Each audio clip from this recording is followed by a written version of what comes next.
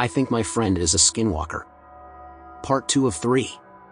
By Redditor Physical Speaker 457. So, I took the last few days of last week off, per suggestion of some individuals in the comments, to make an appointment with a shaman and with a hypnotist. My boss gave me this week off as well because I was visibly tired and my performance was suffering, so I am appreciative of that. I haven't slept well since that night, and now since receiving the text message from James I keep having this reoccurring nightmare. The dream takes place back in the clearing, my limbs are locked in place, and no matter how hard I think or try to move them, they won't budge. On the other side of the clearing is what looks to be a deer or some four-legged animal. However, the head region is obscured and blurry, so I am not entirely sure what it is. There is an overwhelming sense of doom and darkness that seems to linger, even after the dream has long ended.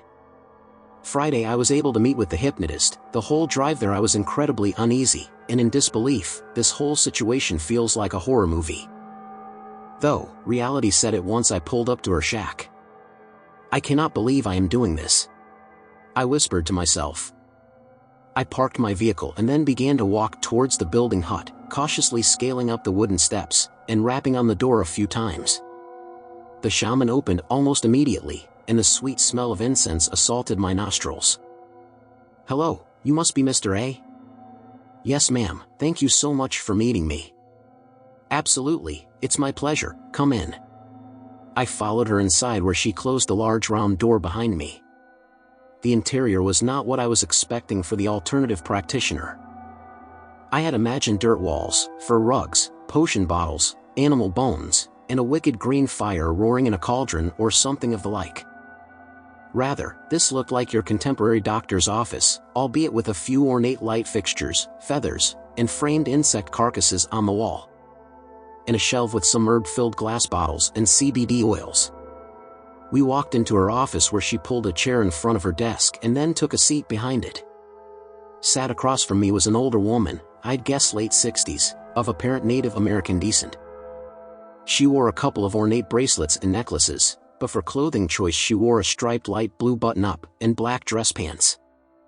"I know we spoke briefly on the phone. You had mentioned being troubled by the disappearance of your friend. I first want to tell you how sorry I am, truly." She spoke. "I really appreciate that," I replied. She smiled warmly. "Now typically my customer bases are looking for diet and nutritional advice, ancestral relationship building, or emotional trauma. I'd love to start my program with you if you are trying to recover from this experience and move on in a healthy and natural way. Grieving the lost is tough, and I must let you know that this process will take some time." I swallowed hard, confessing to another soul as to what I saw. I knew I was going to sound crazy. I didn't want to come off as a lunatic and be told to take some herbs and forget about it. Beads of sweat began to form on my forehead, my palms began to perspire. I managed to choke out the first few words. "I'm actually not here for any of those options. I want to ask you about something," I muttered. A look of genuine concern fell upon her face. "Of course, what would you like to ask me about?" She spoke. "Well, I was there the night when James went missing. But I don't think he just got lost or hurt by some animal. Something that night tried to bait he and I into walking into a thicket of woods. It sounded like a little girl, but when it finally revealed itself, it looked like something out of Mary Shelley's Frankenstein. An ungodly hodgepodge of animal and human body parts." She only stared, her positive and happy demeanor shifted to one of disappointed and irritated. She folded her hands and cast her eyes down. "The Enald Lucii, do you understand the danger you bring here by acknowledging the being? The Navajo do not share this information to outsiders for good reason. It is my professional opinion that you consider moving on from this ordeal, or leave. You only put your family and yourself in danger by prodding further." She growled. "I'm sorry, I didn't mean to offend, but I can't just leave him out there. Is there something I can do? A spell to cast to make it die and he come back? Can it die like everything else?"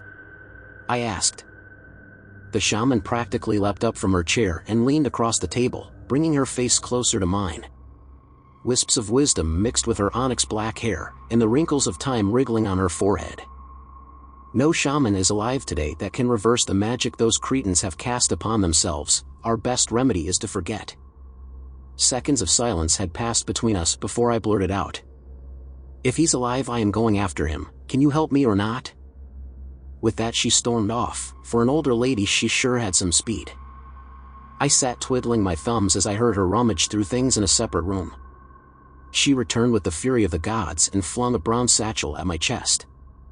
Ow, seriously, what the? White Ash, now leave, do not come back, do not say I did not warn you. Your people are a stubborn one, this is the only way you will learn, leave. She yelled. The woman pointed, trembling with rage, at the rounded wooden door. I grabbed the satchel and took my leave, not wanting to irritate her any further. I turned back once more as I stood on the balcony. She stood there, scowling at me before she barked. Do not look it in the eyes. And promptly slammed the door with the strength of an ox. I walked to my car and got in, key in ignition, and then placed the brown satchel in the passenger seat. After that ordeal, I was tired and incredibly thirsty. On my way home, I stopped by the liquor store for some alcohol, paying with cash and dropping the change into the Make-A-Wish bucket. At least a portion of my bad habit can go to a noble cause, right? Once I got back to my apartment, I kicked my shoes off and put the alcohol in the fridge except for one. I shuffled over to the couch and sat down, beer in my left, satchel in my right. I sat the bag down in front of me on the coffee table and then opened the beer. I stared for a few minutes before taking a big gulp and then pulled out my phone to get on Google. The shaman said white ash before she threw the bag at me, so I researched white ash and its uses for the next hour or so.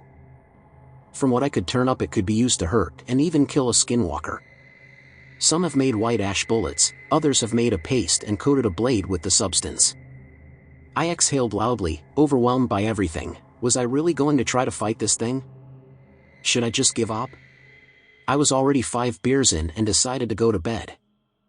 The weekend was another opportunity to sulk and think, so I wanted to get a jump start by calling it an early night. The dream came again, only this time the animal had covered a great distance between us.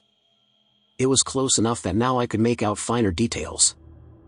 For a lack of words, it was disgusting, fetid. It was in the shape of a deer, but had pink human skin, mottled and diseased. The antlers shaped like large bony fingers, nails torn, leaking blood and pus, folded over the face of the beast. Hovering above the ground in front of me, it was shaking and convulsing violently, limbs thrashing about, the fingers opened, revealing a mass of glossy white eyes. It opened an insect-like maw, the lower jaw extending farther than any normal animal could manage.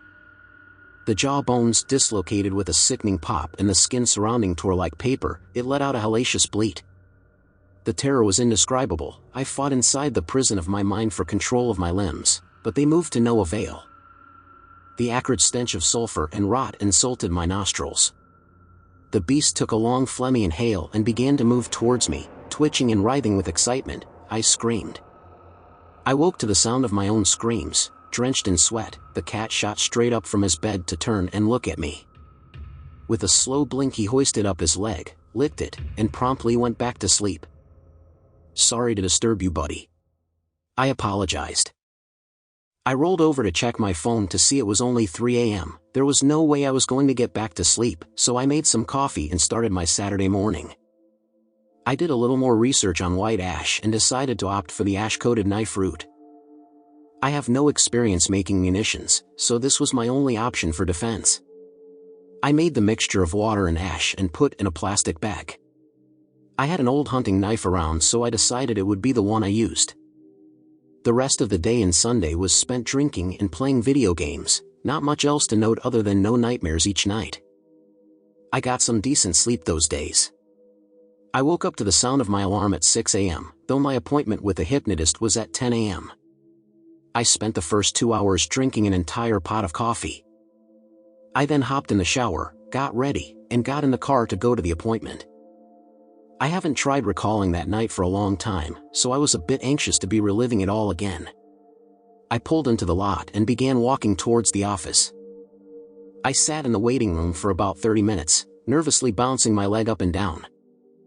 I was the only one in there other than the receptionist. I began nervously chewing my jaw, tasting iron in my mouth, as the door to the waiting room opened, and a balding, slightly overweight man stepped in. "Mr. A?"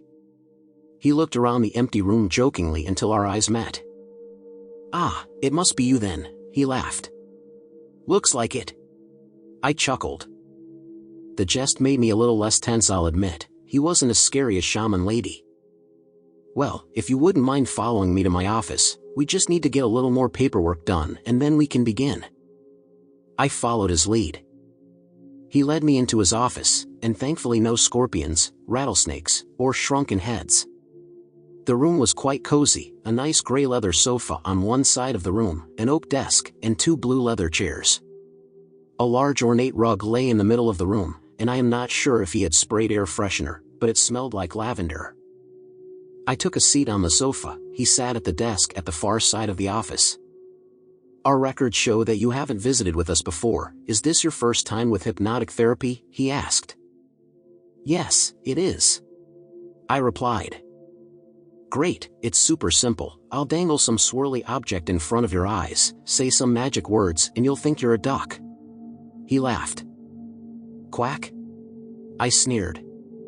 "Exactly, it's already working." "But really, it's a little different than that. Before we begin, I'd like to know the reason you think hypnotic therapy is right for you." I took a long pause, searching for the words. "I'm dealing with trauma from a particular event, and to move on with my life, I feel that it would be healthy for me to embrace the entirety of that moment, instead of drowning it out with alcohol or tasks, to face my emotions. But anytime I try on my own terms, I end up having a panic attack." He stroked his chin, tapped his pen a few times, and then jotted something down on his notebook. "I see, the road to recovering from trauma is not one I would recommend traveling alone. Good news is that I believe I can be of use to you today. Now if you wouldn't mind lying down on that sofa, and just take some time getting comfortable." I obliged. As I rested my head against the arm of the sofa, the doctor got up from his desk and walked over to one of the chairs. He began scooting it closer to me and then sat patiently. "Now, what I want you to do is keep your eyes closed and begin focusing on your breathing.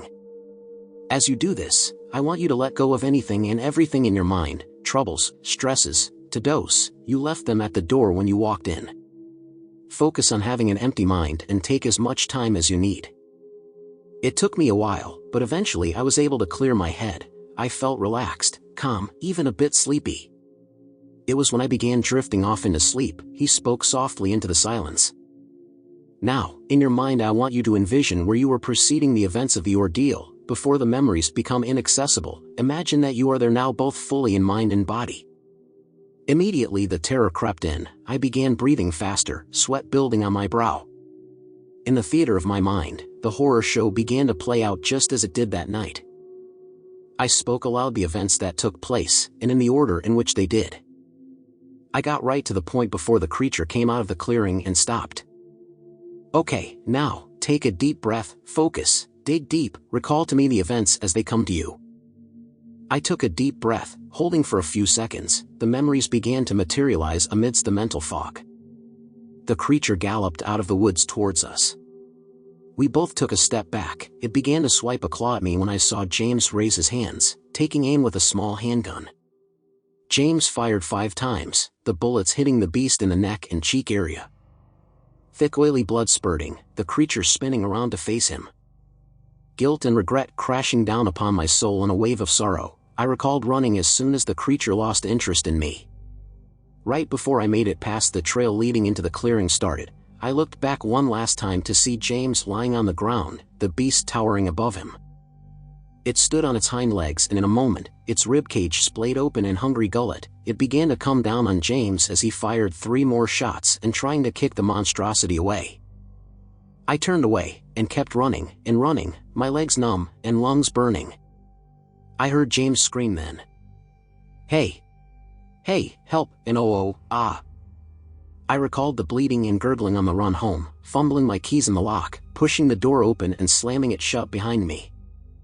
I locked the door, ran into the bathroom, locking that door as well, and then climbing in the bathtub where I shook and cried until I couldn't cry anymore.